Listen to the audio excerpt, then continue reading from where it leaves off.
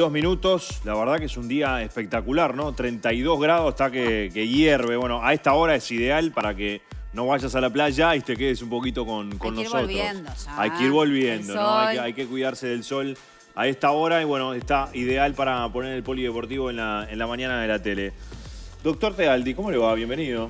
Muy bien, por suerte. Feliz año. Un placer estar acá, feliz año para todos, feliz cumpleaños para el amigo Fabián. Que gracias, Gastón. Empezó temprano con los festejos, por lo visto, así que... Muy temprano, muy sí, temprano. Muy pero temprano. Todo bien, por suerte, todo bien. Bueno, ¿metiste vacaciones o Sí, todavía nada? Sí, no, metimos vacaciones con mi señora, volvimos anoche, así que era importante unos días de descanso, porque este realmente va a ser un año bastante agitado, bastante complicado. El 2022, ¿cómo lo catalogás para la Asociación Uruguaya de Fútbol? Con Mundial incluido te hablo. Bueno, una cosa es desde el punto de vista institucional y estructural, Dale. Que ha sido un buen año. Realmente hemos salido de una pandemia desde el punto de vista financiero, desde el punto de vista patrimonial, consolidado. Creo que se ha hecho una gran gestión desde el punto de vista deportivo, hay crecimiento en las competencias, hay muchas cosas por mejorar. Estamos justo sobre el final de un mandato de 4 años que ha sido realmente intenso, pero estamos muy conformes, con un ejecutivo muy unido, con un grupo de trabajo realmente espectacular. Así que en ese sentido, muy conformes. Después, desde el punto de vista deportivo, indudablemente el Mundial, yo lo he dicho sin ningún temor ni ningún prurito de que ha sido un fracaso. Sí. Teníamos una expectativa totalmente distinta, teníamos una idea que se había generado después de estos últimos partidos de la eliminatoria, esos últimos 4 partidos que dirige Diego Alonso. También el propio Diego de alguna forma alentó a que la gente creyera y bueno, y lamentablemente no se estuvo a la altura, no se cumplió el primer objetivo que siempre tenés cuando vas a un mundial, que es pasar justamente la fase de grupo. Y bueno, quedamos eliminados. Lamentablemente, en mi opinión, en el último partido es cuando recién nos damos cuenta que realmente se podía, que se podía ir a más. Después, en el mata-mata podía ser totalmente distinta la cuestión, ¿no? Pero indudablemente no se cumplió con los objetivos que se habían planteado. Bueno, hay temas para abordar entre todos, pero me parece que el más importante y el que la gente está esperando es el tema de la selección nacional. Fabián, antes de mandar la pausa, lo escuchaste, estabas ahí. Él tiene la información de que hubo una aproximación con Diego Alonso para que Diego siga como entrenador de la selección. ¿Dónde estás parado vos con este tema? Vos, no, bueno, personalmente. Conversaciones han habido, pero no hubo aún una conversación formal con el Pleno del Ejecutivo, que es lo que queremos en algún momento, porque hay varios factores justamente que son importantes.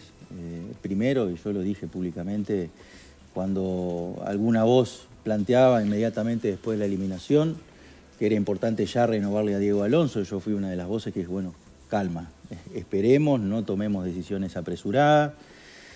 Hay una realidad que para mí es muy importante, es que el técnico de la selección es prácticamente una cuestión de Estado, ¿no? Es uno de los cargos más importantes que hay en el país. La gente siente la selección como propia y uno no puede elegir un entrenador de espaldas a la gente. La eliminación del Mundial... Sí, pero tampoco se puede basar en lo que dice la hinchada y que aparte los hinchas se deben a los resultados. Digo, los dirigentes me parece que tienen que estar más allá de eso para tomar una decisión tan importante. Sí, pero ¿sabés lo que pasa? Eso estoy de acuerdo contigo, pero... cuando recién pasa una eliminación, indudablemente el sentir popular, el sentir de la gente y el sentir nuestro propio, de los propios dirigentes, por eso yo siempre digo, nunca es recomendable tomar una decisión o hacer incluso declaraciones en caliente. Uno tiene que tratar de tomar perspectiva de las cosas. Hay un mandamiento que tenemos los abogados, el mandamiento de Couture, que dice, ten paciencia, el tiempo se venga de las cosas que se hacen sin su colaboración. Entonces, es importante, eso es muy sabio, es importante tomarse el tiempo necesario, analizarlo, porque vas tomando objetividad. La razón le va dando paso a la emoción. En realidad al revés, la emoción le va dando paso a la razón y uno va viendo las cosas con mucha más objetividad porque obviamente después de la eliminación del Mundial uno leía las redes sociales, miraba todos los periodistas, todos los informes, todos era, bueno, que se vaya Alonso. El tema es, bueno, después analizar qué es lo que viene de todo este proceso. Hubo aspectos positivos, yo creo que los hubo. Le pedimos un informe a Jorge Giordano, que nos hizo en el Pleno del Ejecutivo un informe in voce dividido en dos partes, una parte de la eliminatoria, otra parte de lo que sucedió en el Mundial. Indudablemente lo de la eliminatoria fue lo que nos alentó a la esperanza de tener buenos resultados en el Mundial, pero necesitamos esa instancia justamente de charla con todo el Ejecutivo, de ver si hay un proceso que yo siempre lo digo, de autocrítica, que es importante. Yo creo que siempre que hay un fracaso es necesaria la autocrítica, saber si los errores que se cometieron son estructurales porque responden a una estructura de pensamiento o son coyunturales, porque a veces la coyuntura misma te va llevando a cometer errores, pero vos tenés que aprender de esos errores para no volverlos a cometer en el futuro y, en definitiva, eso es parte de la experiencia que cada uno de alguna forma construye, porque la realidad es que un mundial es algo totalmente distinto, vos lo sabés bien, Gerardo, es algo que realmente uno puede decir, bueno, uno puede ir a un mundial, especula con los resultados, va en el primer partido, trata de no perder, que fue lo que se planteó, tratar de no perder ese primer partido, pero la realidad es que vos en el mundial no tenés tiempo para especular, hasta para nosotros mismos. ¿Y hubo autocrítica? ¿La notaron? Yo creo que la autocrítica está, más allá de que no hemos tenido esa instancia todavía, que para nosotros es muy importante. Para nosotros también es importante que de alguna forma el entrenador rinda cuentas a la gente, que pueda de alguna forma expresar su pensar, sus opiniones. ¿Le han preguntado quienes se aproximaron a él por qué no habla? ¿Por qué no se expresa? Sí, es una... Desde el punto de, y cuando digo por qué no habla, por qué no se expresa, desde el punto de vista constructivo, por favor, que se entienda bien. Alonso no tiene que dar explicaciones por dar explicaciones, pero me parece que está bueno para la gente, también para nosotros, que nos quedamos con un montón de dudas con respecto a las cosas que él planteó adentro de la cancha, que las pueda expresar, siga o no siga en el cargo. Yo comparto. Porque un mundial es muy pesado. Las cosas que pasan en una Copa del Mundo, tanto positivas como negativas, son pesadas para la gente. Me parece que él que estaría bueno como entrenador, hasta desde su punto de vista de un descargo. Yo hice esto por esto, hice aquello por aquello. ¿Se le ha preguntado por qué no ha hablado? Sí, comparto 100%, es parte de una decisión personal. Quizás el entrenador entiende de que justamente el paso del tiempo va generando que se vaya descomprimiendo la posición o la opinión popular. Pero yo pienso lo mismo que vos. Es importante que de alguna forma el entrenador pueda dar sus descargos. Es importante también para la gente a veces ser autocrítico de uno mismo. Yo creo que la gente lo toma de otra forma. A la gente le gusta precisamente que uno diga, bueno, mirá, en esto cometí un error, en esto lo hice por tal cosa, por tal otra. Me parece que eso es sano, es constructivo, pero bueno, las decisiones... ¿Y a ustedes se los dijo? ¿Qué cosa? Eso. Los errores. De esos errores, o de esos supuestos errores. Es parte del intercambio que se va teniendo, que después se va a tener justamente en esa reunión que seguramente tengamos en los próximos días. Es parte también de lo que me imagino que en el momento que él decida hablar públicamente, dar una conferencia de prensa, hablar con algunos medios de comunicación, pero hay algo que es muy importante y que refiere a lo que vos planteabas, es que también hay un factor que es fundamental, que vamos a tener un proceso electoral que ya comenzó el día 9, que tuvimos un congreso donde se eligió la comisión electoral, que va a citar a ese congreso electoral en un plazo de 30 días, o sea que sobre fines de febrero, principio de marzo, vamos a tener elecciones de presidente de Nadaos, después viene el proceso para completar todo el comité ejecutivo, y la intención, por lo menos que nosotros tenemos, es que el próximo técnico de la selección esté por un periodo de 4 años. Creo que eso es lo lógico, es lo razonable, y lo que no es razonable es que nosotros elijamos un técnico de la selección nacional cuando no sabemos quién va a estar en el próximo ejecutivo. Sabemos que Alonso obviamente va a plantear la reelección, Nacho Alonso, y bueno, y el próximo ejecutivo entendemos que tiene que ser el que determine en definitiva quién va a ser el técnico de la selección, más allá de estos acercamientos que nosotros podemos llegar a tener. Sobre lo que decía Rodrigo y también avalaba Gastón con referencia a las explicaciones o autocríticas de forma pública que tendría que dar Diego Alonso, sí, son necesarias, siempre y cuando se tenga que dar una explicación ahora porque se pueda dar una renovación. Hay que tener en cuenta que Diego Alonso no pertenece a la AUF, no es el técnico, se venció el contrato. No veo una necesidad tan rápida de que salga a dar explicaciones si no va a seguir. Yo creo que va más allá de eso. Pero no tiene por qué ser ahora, lo puede ser después. Sí. Y otra cosa, si es tanta la negativa como se ha dado desde hace... Una de las cosas estando en Qatar, nosotros estuvimos ahí, prácticamente después de Ghana, Alonso estaba colgado en Plaza Independencia. Y desde ahí hasta hoy, Diego Alonso se sigue hablando y se sigue especulando con que sigue o no sigue. Yo sé que está Gastón y no me lo va a decir, pero con Diego Alonso está todo encaminado para que se renueve. Y con Diego Alonso, hasta los propios futbolistas, porque esta es otra de las cosas que también se dijo durante el Mundial, que los propios jugadores no lo querían y declaraban en contra de él. Entonces, a Diego Alonso terminó el Mundial y los jugadores, a medida que se iban despidiendo del hotel, fueron a la habitación y le pidieron que se quedara. Entonces, se dijeron muchas cosas que no se juntan a la realidad. Eso es lo primero. Y lo otro, que me parece importante, factiblemente se dé, Gastón, la reelección de Ignacio Alonso. ¿Por eso se encamina? No, yo creo que es real lo que vos planteás.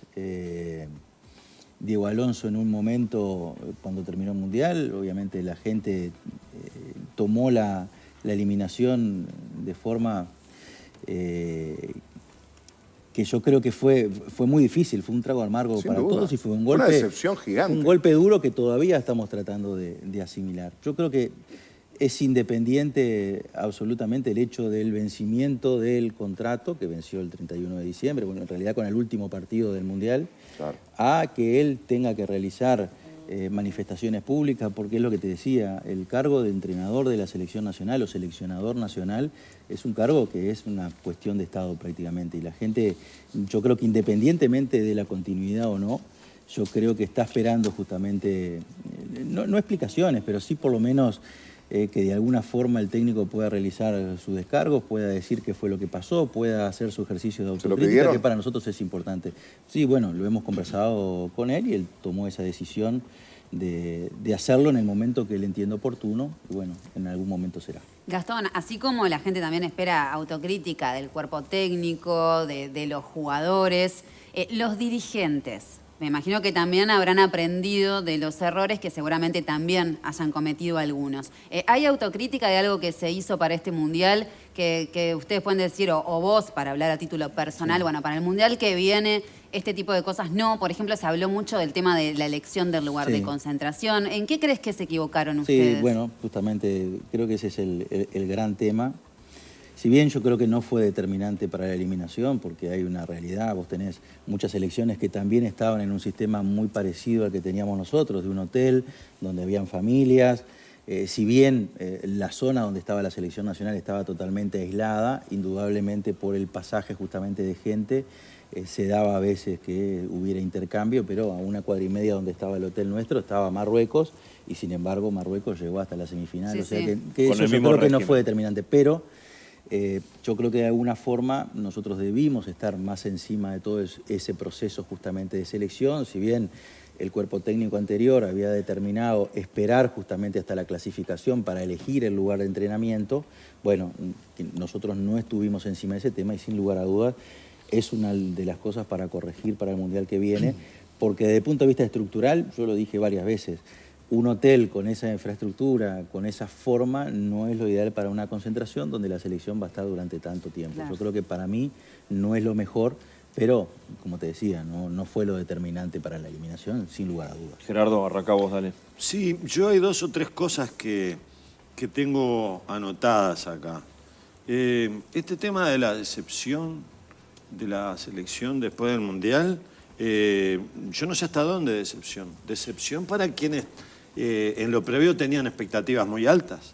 Pero quienes analizamos, yo me acuerdo acá haber analizado siempre de la misma forma la selección, que antes de ir al Mundial, 20 días antes de ir al Mundial, teníamos problemas serios en la defensa.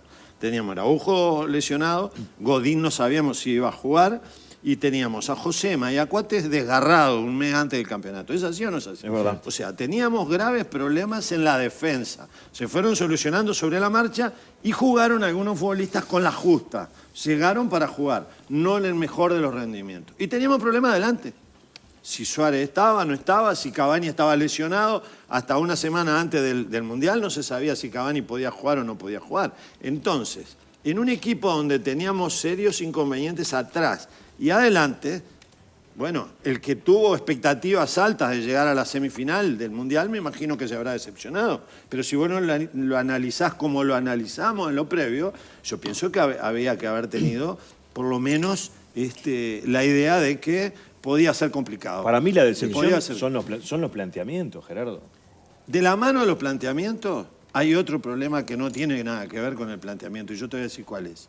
A mí, y acá está Gastón, que me imagino que lo habrán conversado, y me imagino que Diego, inteligente como es, también lo va a analizar este tema, que es la comunicación. ¿Cómo se han comunicado las cosas? La comunicación que ha tenido y la comunicación que tiene hoy el entrenador, que ha optado por no hablar, y él tendrá sus razones. Pero la comunicación para mí falló. Te voy a decir por qué. Dale. Porque todavía el punto neurálgico de la planificación, de la formación del equipo y todo se llama de Arrascaeta. No le busquemos mucha vuelta al asunto. Es de Arrascaeta el tema. ¿Por qué no jugó de Arrascaeta? Yo tengo mis dudas. ¿Sabes por qué? Porque cuando estuve en la final de Flamengo, cuando Flamengo gana la Copa Libertadores, ahí me enteré de buena fuente que de Arrascaeta venía con dos lesiones, no con una, con dos lesiones. ¿Por qué Flamengo, después de la final de la Copa Libertadores, liberó a de Arrascaeta? Y vino acá. ¿Qué vino a hacer de Arrascaeta acá? ¿Qué vino a hacer? ¿Vino a entrenar? No, la recuperación. Vino a hacer la recuperación. Sí. Incluso cuando él se fue a Brasil ahora, ¿ustedes escucharon bien lo que dijo de Arrascaeta? Cuando le preguntaron, ¿y vos estabas bien para jugar al Mundial? Dijo, nosotros con los médicos íbamos llevando la situación. ¿Por qué te digo el tema de la comunicación? En el fondo no se sabe con claridad si de Arrascaeta para el primer partido estaba para jugar o no estaba para jugar. No se sabe. Eso no se sabe, no se comunicó. ¿Y no era más fácil aclarárselo a la gente, a los medios? Por eso te digo. Que el futbolista no podía jugar contra Corea del Sur. Por eso te estoy diciendo que la comunicación es un tema que hoy en día tiene mucha importancia. Porque lógicamente nosotros y le si preguntamos llega en qué condiciones. ¿Qué te va a decir que no? No me da las seguridades absolutas de jugar los 90 minutos. El técnico está explicando por qué no lo puso de Arrascaeta en ese primer partido. Que yo no lo sé, nadie lo sabe. Nadie lo sabe. ¿Y por qué jugó un rato nada más contra Portugal y luego jugó todo el partido? A lo mejor la parte física la venía trayendo la lesión de esa forma y el jugador se fue poniendo recién ahí. Pero nadie lo sabe. También la necesidad ahora, que llevando te digo, puede, no sé. Como no se comunicó, no se sabe. Puede que sea injusto que le estemos diciendo a Diego que no lo puso en el primer partido porque a lo mejor el jugador no estaba. Gerardo, no hay comunicación. Yo estoy de acuerdo con eso. Creo que la decepción no pasa necesariamente por eso, porque en definitiva esa es una estrategia del entrenador o del cuerpo técnico de comunicar o no comunicar. Lo que sí me parece que tiene mucho más que ver con la decepción son las expectativas que se generan. Porque cuando vos comunicás que vas a ser campeón, que vas a competir, que vas a estar definiendo el Mundial, claro, eso genera expectativas en la gente, genera expectativas en los periodistas. También, es cierto. Que todo eso hace que después cuando los resultados no se condicen, obviamente genera una decepción, un ánimo de fracaso muy importante, que también pasaba en el otro extremo. Por ejemplo, en la última Copa América, el maestro Tavares dijo, nosotros no tenemos obligación de ir a ganar la Copa América. Exacto. Entonces ahí vos te vas para el otro lado. Entonces siempre el equilibrio, siempre es la medida que es lo más razonable y lo más, yo creo que aconsejable en este tipo de casos, ¿no? ¿Sabés qué pasa, Gastón? Vos tomás de acuerdo a cómo lo procesás. Yo el mensaje de Diego Alonso lo tomé como un hecho motivacional hacia los jugadores. Y más conociendo las características de Diego. ¿No es cierto? Sí, ya lo sabemos cómo es Diego. Fue estratégicamente para llegarle a los jugadores, para hacerles entender que era posible. A mí el mensaje de que vamos a salir campeones, a mí no me llegó porque yo sé que no es así. Porque él no es ningún negado para darse cuenta que estábamos en problemas. 20 días antes del Mundial no sabíamos ni cómo iba a formar la defensa. La prueba está que a último momento salieron jugadores y entraron otros que no estaban en los cálculos. Entonces, el tema de la comunicación es muy importante y yo creo que no funcionó bien en la selección en general. En la selección en general. Algo para reforzar lo que decía Gerardo sobre de Arrascaeta. Yo después que terminó el Mundial tuve la posibilidad de hablar con Dorival Junior, que fue el técnico que tuvo de Arrascaeta en Flamengo, ¿no? Entonces, él lo que me dijo fue que el jugador llegó a su límite, inclusive atenuando dolores insoportables, y que fue muy valiente y bueno, todo el trabajo que hizo para poder llegar bien al Mundial. Esto me lo dijo por interno porque el técnico, o sea, no había dado declaraciones públicas desde que se fue de Flamengo, pero bueno, acá refuerza un poco, a modo informativo, en qué condiciones llegó de Arrascaeta. Y sí, faltó comunicación capaz que por parte de la selección de decir en qué condiciones estaba el jugador para saber que no estaba, si estaba o no disponible para ser tenido en cuenta como titular desde el primer partido. Sí, sí, sin lugar a dudas. Obviamente, es como te decía, a veces la estrategia del cuerpo técnico establece de repente no dar información por un lado, ya lo conocemos como es Diego también, esas cosas es muy reservado, lo vivimos en el propio Mundial, sabemos cómo es, y bueno, es un poco la respuesta a lo que seguramente esa forma de ser le da muchos dividendos en muchas cosas, como no saber el equipo contrario, la alineación que va a dar, y una serie de cosas que la maneja en la interna. Pero acá, en este caso, ¿para qué le vamos a andar dando la vuelta? Si sabemos que el punto neurálgico de la discusión es de Arrascaeta, ¿por qué no juega? Hay otro. El tema Roland Araujo también generó. Durante el Mundial el tema de Roland Araujo generó. Pero ¿qué expectativas podías tener de Ronald Araujo sabiendo la operación que había tenido? Creo que se jugó una partida, es decir, lo tenemos. Si pasamos de fase, el jugador se recupera antes de lo normal, de lo previsto, a lo mejor lo tenemos. Pero ahí, era verdad que estaba preparado todo un jugador más o menos. Era verdad que estaba todo preparado para el fin de semana si clasificábamos, de que iba a entrenar y jugaba frente a Brasil. Si escucharon hace un par de días al técnico de Barcelona que dijo que iba a depender incluso del propio jugador. Se habló con el jugador estaba en condiciones, se había trabajado incluso con otro equipo como para que pudiera hacer algo de fútbol, porque si bien estaba recuperado desde el punto de vista físico, lo que le faltaba sí era rodaje futbolístico y estaba todo pronto la logística como para que pudiera debutar en el caso de que Uruguay clasificara a los octavos de final. ¿En el medio de la Copa ustedes tuvieron roces con Barcelona? No, lo que sí, tuvimos comunicación, incluso nosotros personalmente trabajamos. ¿Nunca le dijo a Barcelona no lo usen, no lo utilicen? Jamás. Suscribimos incluso un documento que incluso desde el punto de vista jurídico hasta nos respaldaba a nosotros porque establecía precisamente de que en el momento que tuviera justamente el alta médica de la propia selección y estuviera en condiciones de jugar, podía jugar. Obviamente la selección se hacía responsable y en ese sentido no tuvimos ningún tipo de inconveniente y el propio técnico de Barcelona, vuelvo a repetir, lo dijo, incluso dijo que estuvo en comunicación permanente con Diego Alonso, o sea que en ese sentido no hubo ningún tipo de inconveniente y se dijeron muchas cosas que no eran verdad. Nosotros estuvimos en el día a día con Barcelona, o sea que en ese sentido no hubo ningún problema. Vos hablabas hoy en el transcurso de la charla de que no se puede designar a un entrenador o cesar a un entrenador por el Vox Populi, ¿no? Por la gente. ¿Cuándo llegaste a Uruguay? Del Mundial. ¿Te acordás qué día llegaste? Llegué el 13 de noviembre. Llevas un mes. Perdón, 13 de diciembre. Llevas un mes, ¿no? Sí. En Montevideo, en el este, llevas un mes. ¿Cómo te llevas con la gente que hablas de fútbol? Porque esto nos pasa a todos. Me imagino que a vos, siendo el vicepresidente de la AUF, también te pasa. Por acá, lo que opina la gente acá es 9-1 en contra de Alonso. Eso está claro. Eso es una parte, es un mundo, el mundo de las redes. ¿Y la gente en la calle qué te dice? Obviamente que es todos los días, ¿no? Uno va a un asado, va a un lugar y el tema es justamente Diego Alonso. Noto que todavía hay cierta predisposición en contra a Diego por todo lo que sucedió. Creo que no es tan efervescente como pasó inmediatamente después de la eliminación. Creo que el tiempo también va surciendo y va sanando este tipo de situaciones.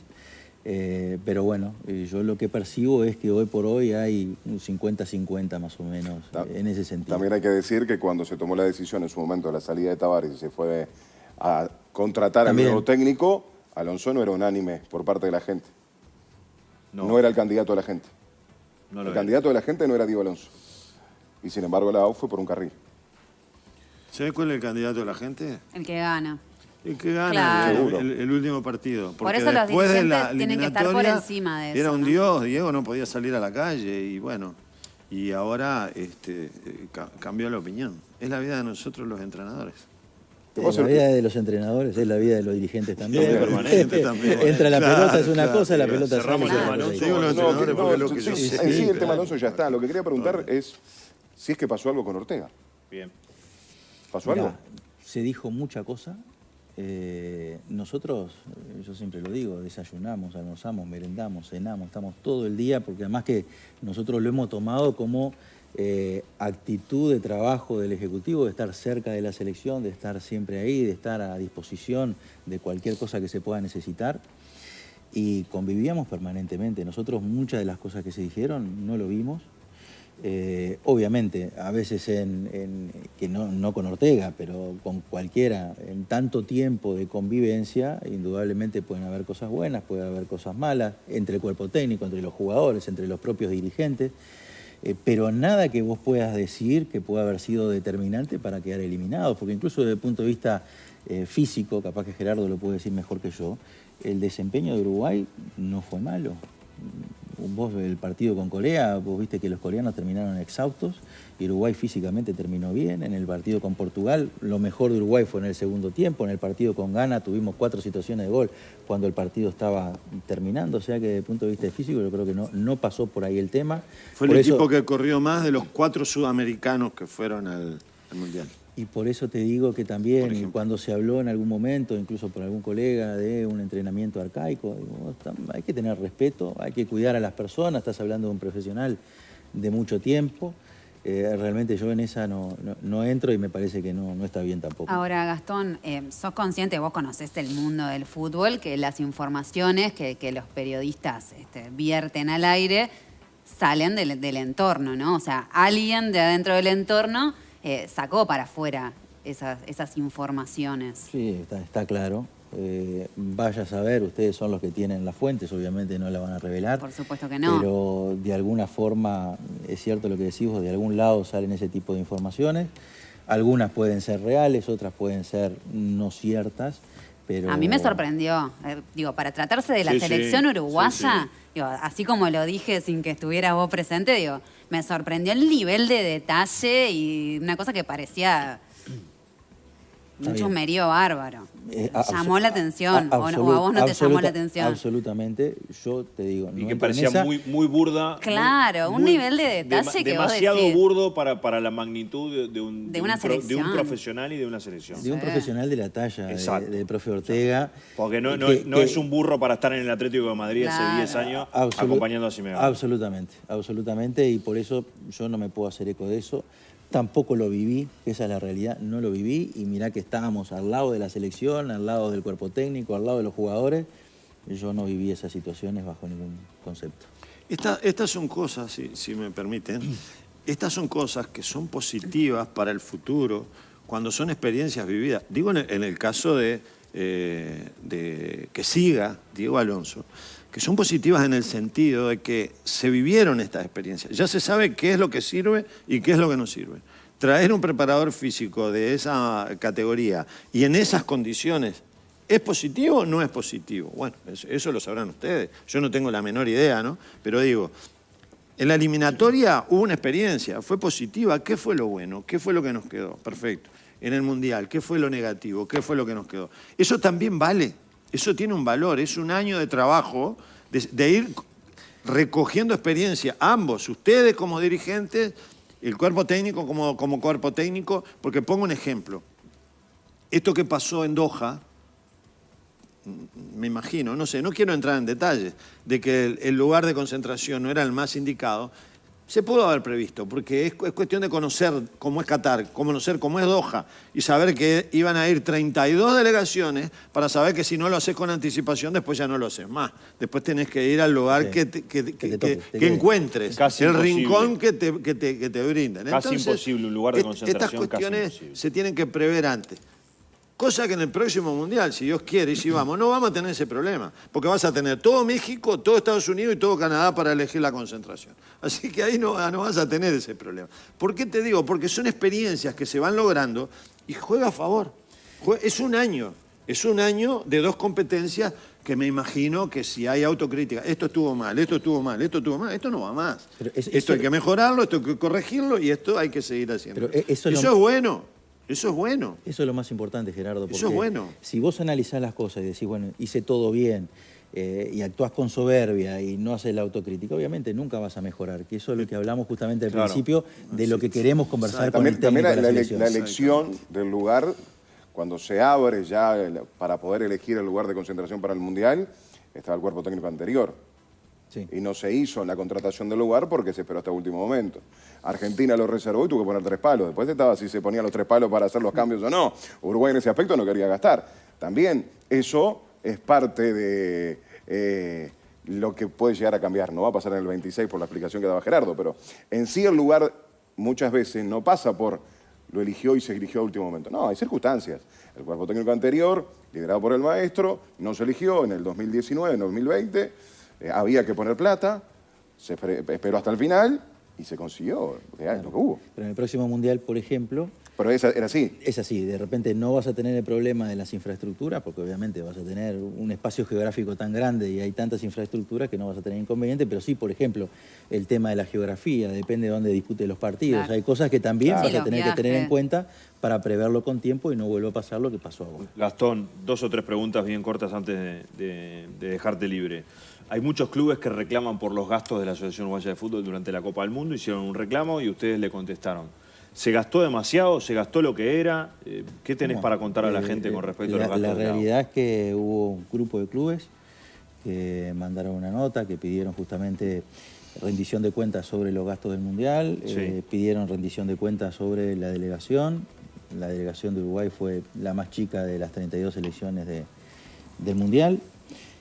El ratio de lo que se obtuvo por el Mundial fue el mayor de los últimos 3 mundiales. Se trató de prever y de racionalizar mucho los gastos. Por eso fue muy importante, por ejemplo, la elección de la preparación donde se iba a hacer.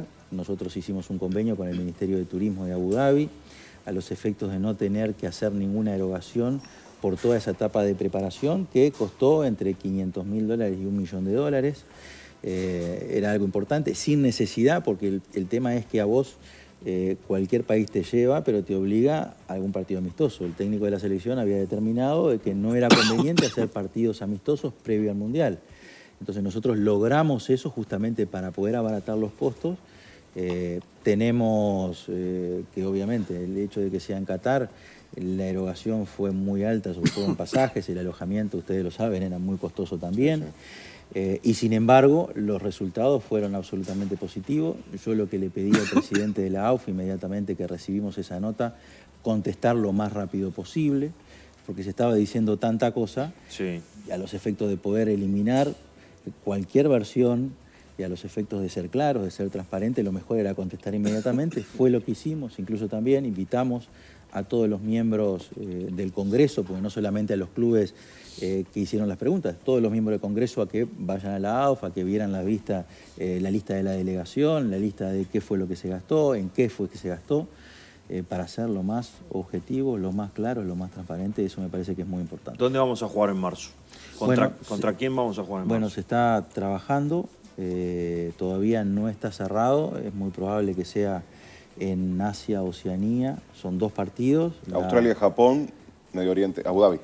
Por ahí, hay varias opciones, hay buenas opciones por suerte. La fecha FIFA es del 20 al 28 de marzo. La lista de reservados hay que enviarla el 3 de marzo, así que bueno, todavía tenemos tiempo como para trabajar. ¿Cuándo son las elecciones? Porque va enrabado con todo el tema del entrenador de la selección. Sí, bueno, nosotros... ¿Cuándo son? La comisión electoral fue electa el 9. Sí. Se reúne ahora estos primeros días, va a convocar a un consejo elector con 30 días de anticipación. En esos 10 días siguientes se presentan los candidatos, que tienen que presentarse con la firma de 8 delegados titulares del Congreso. Los últimos 20 son para hacer los certificados de idoneidad, con lo cual con los tiempos te va a dar fines de febrero, principios de marzo. La fecha la fija la comisión electoral. O sea que estás al límite entre la elección y hacer esa lista de reserva. Sí, vas a estar muy al límite porque además que después... Sea quien sea el entrenador. Sea quien sea el entrenador, exactamente. Vamos a estar muy justos. Definitivamente, ¿el entrenador se va a designar después que esté el nuevo presidente? Sí. Sí, sí. ¿Te quedás? No depende de mí. ¿Qué depende de Peñarol? No, es que en realidad el comité ejecutivo después se integra. Hay un representante del Consejo de Fútbol Profesional, sí, un representante del Consejo de Fútbol Amateur, un representante de los grupos de interés, y después hay 3 miembros, entre los cuales tiene que haber una mujer, que son designados por el presidente. históricamente el presidente ha determinado que sea un representante de Peñarol y otro representante de Nacional. Sí. Era el doctor Julián Moreno, cuando asumió Alonso, y estaba yo por Peñarol. En este caso depende de los apoyos que reciba Ignacio Alonso, depende si toma la decisión de integrar el comité ejecutivo con representantes de Peñarol y Nacional. En el caso que así sea, serán los consejos, tanto de Peñarol como Nacional, quienes designen al candidato. Yo siempre lo he dicho, yo, donde Peñarol entienda que tengo que estar, soy consejero titular de Peñarol, voy a estar. Tengo una teoría sobre eso. ¿Cortita puede ser? Dale, bien cortita. Tenemos que ir a la pausa. H ya dijo que sale de Nacional. Sí. Factiblemente vaya el doctor Balbi. En el caso de Peñarol hay que ver si apoya o no apoya a Ignacio Alonso.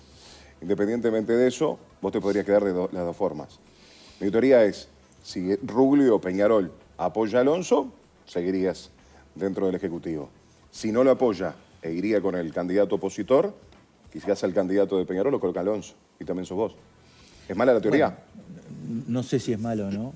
Falta todavía un poquito de tiempo y bueno, y hay que tomar decisiones al respecto, pero como te decía, donde decida Peñarol que tenga que estar es donde voy a estar. Bien. Tenemos regalo para el doctor Tealdi, querido locutor. Sí, claro, Rodrigo, como siempre tenemos los regalos que presenta el Polideportivo. Bueno, los presentamos, señor director. Así el... Bueno, muy bien.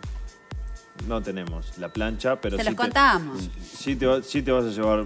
¿Tenés para, por lo menos para decirlo, Javier, o no? Ni eso. ¿Lo tenés ahí?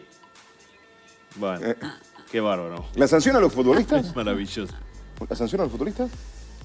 ¿Qué se sabe de Josema, Cavani, Godín, Muslera? Presentamos ya el 9 de enero, presentamos todos los descargos de los 5 expedientes. Un expediente contra la AUF, con unos cánticos de algunos hinchas, de un grupito de hinchas que lamentablemente entonaron cánticos que son muy comunes en nuestro fútbol y para la FIFA son discriminatorios, entonces por eso se abrió un expediente. Y después a los 4 futbolistas, que bueno, se trabajó muy bien, el doctor Ariel Rec, que es un distinguido profesional argentino con mucha experiencia en FIFA y en el TAS, hizo los escritos, intercambiamos obviamente las opiniones y bueno, ahora hay que esperar la sustanciación de los trámites, creemos que en un mes ya van a estar los pasos. Antes de que se juegue la fecha FIFA. Sí. Bien. Gastón, muchas gracias. Ahora los regalos están, queríamos cumplirlo para decirlo al aire, pero los regalos están. No, un placer. Gracias a ustedes por la invitación. Feliz año para todos. Con el Job Miami poder realizar